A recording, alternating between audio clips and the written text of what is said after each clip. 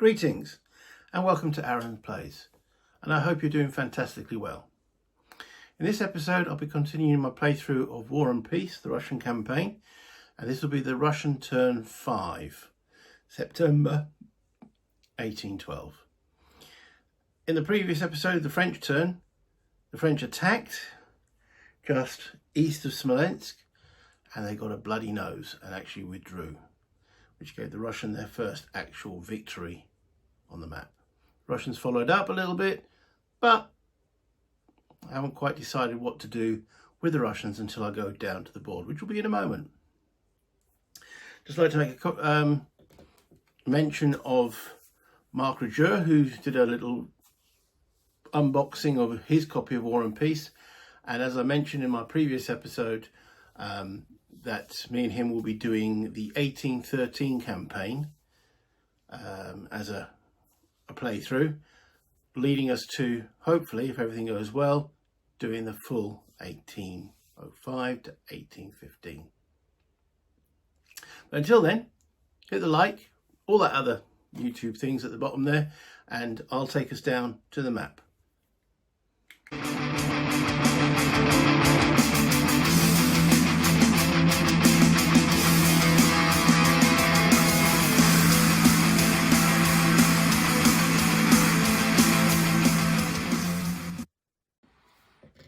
As per normal, I like to give the full picture at this point. So you had the French doing an attack over here and being repulsed. About the attack was on this entrenchment here. The French had got up to this point. And as was mentioned, that was 70,000 Frenchmen at the spear point of their army. And they were met by 75,000 Russians. And the Russians held the ground. In fact, the French took 15,000 losses from that battle to the Russians' negligible. So what to do with the Russians? There was a little skirmish down here with some Cossacks, and the Russians lost some Cossacks trying to cut the supply line, but now it's looking stretched. So we can see some Russians maybe even coming into this area here. But we have to see how many losses will be taken with attrition. The Russian army is not massive, but it's close to its supply. It doesn't have extended supply routes, and they held their ground. So let's do the attrition. Remember, this is done by a single roll. I'll get rid of the pink cube on the map. Oh, that's a good roll for the Russians. That's just what they needed. Okay, I'm going to start from the back. I won't say way forward. They're not there. Constantine, I think, has only got a couple. He has, he's only got two. It's these forces here. Morozov,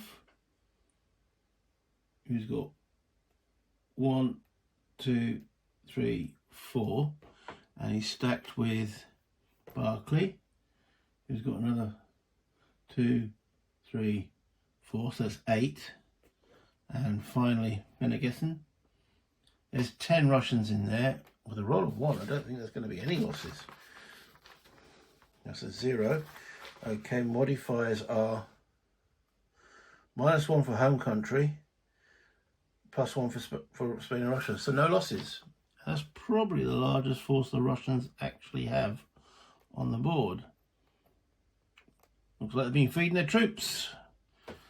Bagration, 1, 2, 3, 4, 5. Yeah, no losses. Down at the bottom of the map here, Dokturov.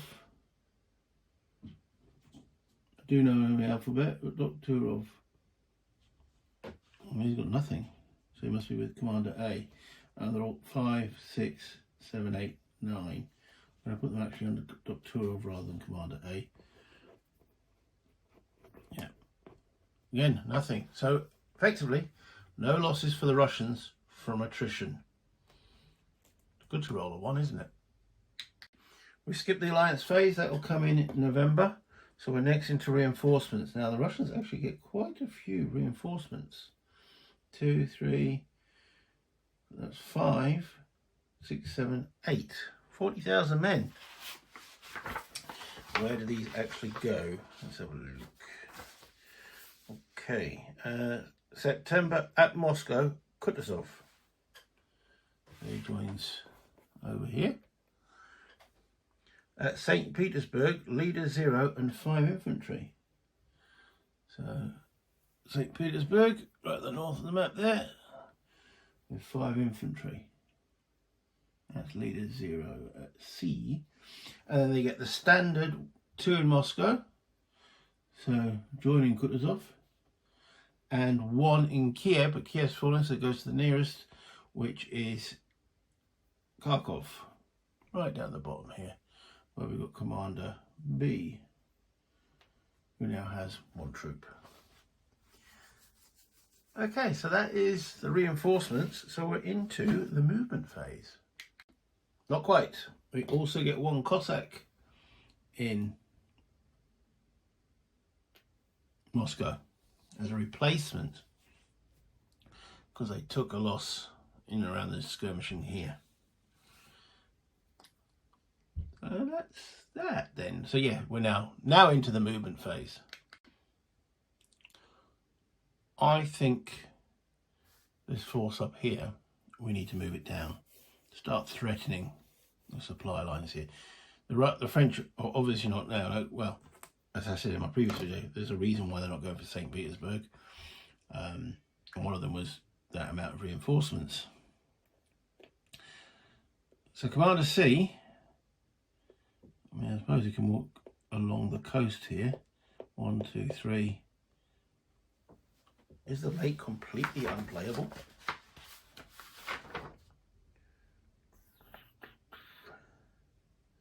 Movement cost is 2. Okay, right, let's do a little bit of zooming. There we go.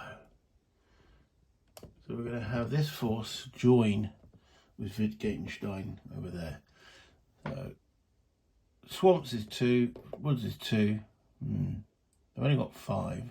So we're going to go 1, 2, 3 and force march. Let's see if we can force march 2. Now with a force march, the modifiers are, they're still supplied at the present moment in Spain. Oh, that's a good point. Riga's a supply source. They move 3. 1, 2. Yeah. They leave 1 here, 1 strength point. Otherwise, they'll be out of supply. There are not many cities in Russia. So already they're going to be depleting their forces just to maintain supply. They're not going to do that. They're going to not. They're marching out of supply. They're in supply at the moment. They're going to go 2 hexes. Okay. And they're getting a +1 modifier. So, it's only on a 1 or 2 they get. They're going to go 1 hex then with a +1 modifier. So anything. Let's bring the dice in. I do like you guys seeing the dice.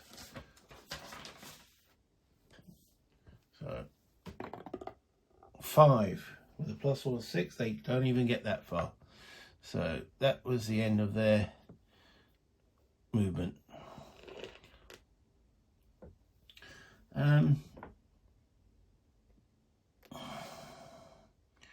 I am going to now go to the central area of the map. So let's just zoom out a little bit. There we go. We've got Bagration, Tomazov, Barclay. Barclay is actually going to leave. Transfer his troops over to... yeah, we'll transfer them over to Tomazov. They could have done the letters a little bit bigger on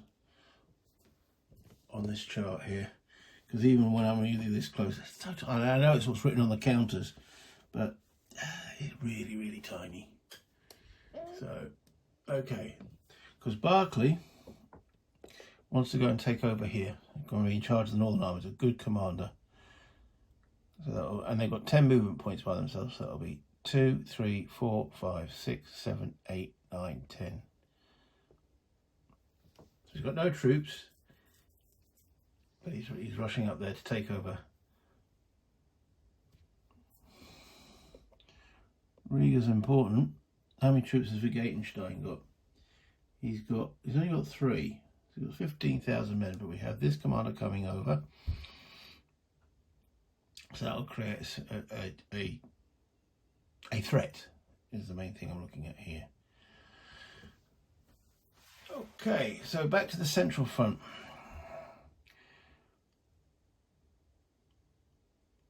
What to do? I think it's time to, I don't think it's time to launch a major counterattack here. So Bagration's going to fall back into the trenches, and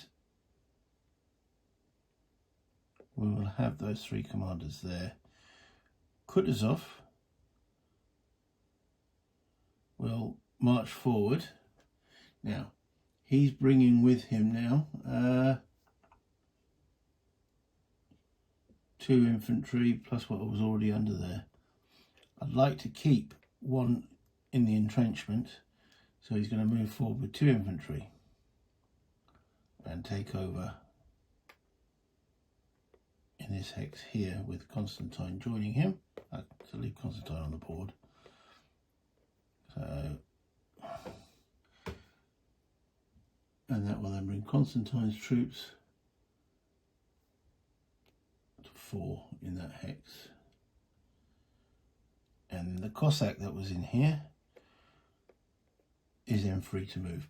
Because what we want to do is to trick these French even more with a little bit of cutting off supply if we can. So I've looked at this before in the previous video, previous Russian video.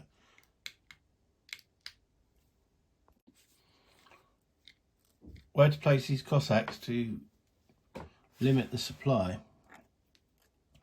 Now looking at it, if there's a Russian Cossack here and here, just remember the supply route, 1, 2, 3. 1, 2, 3. When it comes to the attrition phase, the leading French units here will be unsupplied.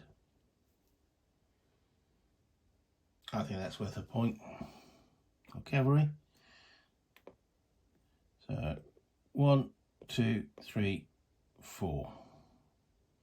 And 1, 2, 3, 4. 1, 2, 3. 1, 2, 3. Yeah. 1, 2, 3. 1, 2, 3. From this unit. 1, 2. Yeah. Yeah. Too far. Now we'll put those guys out of supply. And I'm going to put a marker there to remind myself that they're out of supply. Yeah, they're not any unsupplied markers. Don't think so. Well, that's why I bought these sort of things, as a reminder. Okay, so that's those 2 Cossacks moved. I'm going to actually have Wittgenstein. So he's got 3 infantry. He's going to leave a garrison of 5,000 men in Riga. And 1, 2, 3. Join Barclay there. So those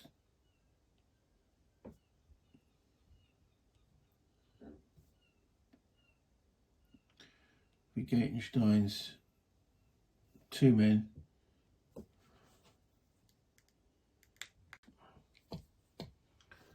So now Barclay has 10,000 men. Wittgenstein transfers them, and then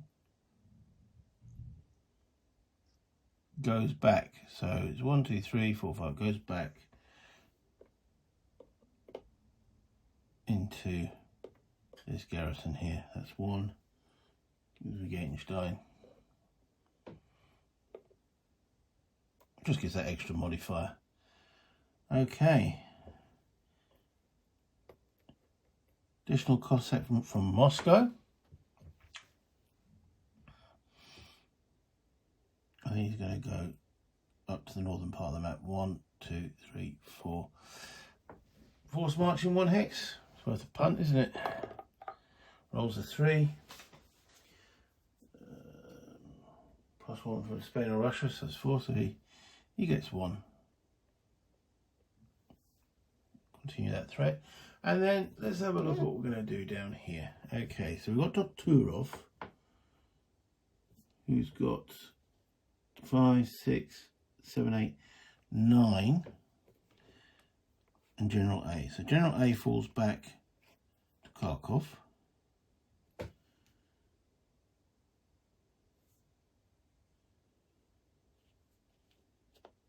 Wait a minute. Is that right? General A had 2 men as well.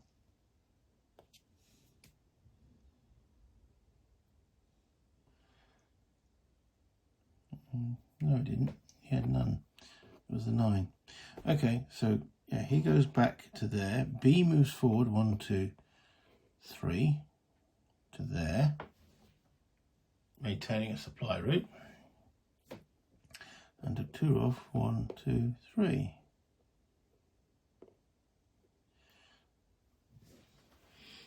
Can't see us retaking Kiev, but got to keep the threat there.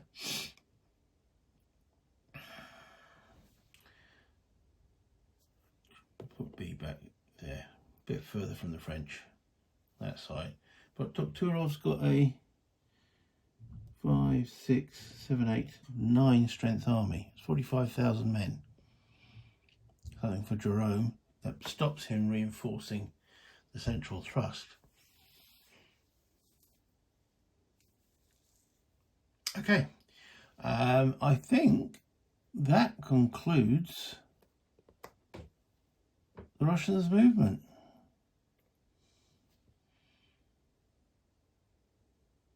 Yeah, no battles. I'll bring this back up to the top. No action as such, other than the Russians now starting to begin offensive operations. Now, for the Russians to win, they've got to chuck the French completely out of Russia, effectively. Retake all the major cities. So we've got Kiev, Smolensk, Minsk. They've all got to be retaken. And I think it's also, ideally, they've got to try and take Warsaw. So the non-French programs have no unbesieged French strength points in any city on the map board at the end of the game. Okay. Any city.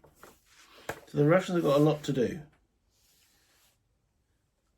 The French, at the present moment, the French player wins if he controls Warsaw, Smolensk, and either Moscow or St. Petersburg. So the French aren't winning at the moment either. And if neither player achieves his victory conditions, it'll be a draw. So it's looking like it's going to head to the draw, because I can't see the Russians have enough strength to actually chuck the French out. Especially if the French play for a draw.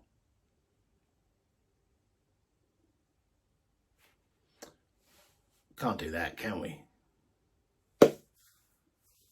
You know, if you were playing that kind of game, now the French have got to try for a win. The Russians have got to try for a win. So, yeah, still a lot to play for. Still a fair amount of troops can be brought into the situation. Anyway, a lot to think about for me. Especially when I go back to the French with their at-front forces out of supply. Yeah, the Cossacks can be removed, pushed out of the way, but there's more coming. And now both flanks are starting to have a little bit of a threat too. I hope you've enjoyed what you've been seeing. It's been fun for me. I hope it's been fun for you. Get this game if you haven't got it. I can't recommend it enough. I know this is the old version. There's a new version. I think they're up to version 7 now. I don't own that. I'm tempted to, but this is still providing me with a lot of fun. And, you know, that other one's $140 or $139. And then you've got postage on top of that. That's a lot of money for a game that I've already technically got. and having fun with. Swings and roundabouts. Until next time, have fun, play your games, and do all the YouTube stuff. Bye, internet.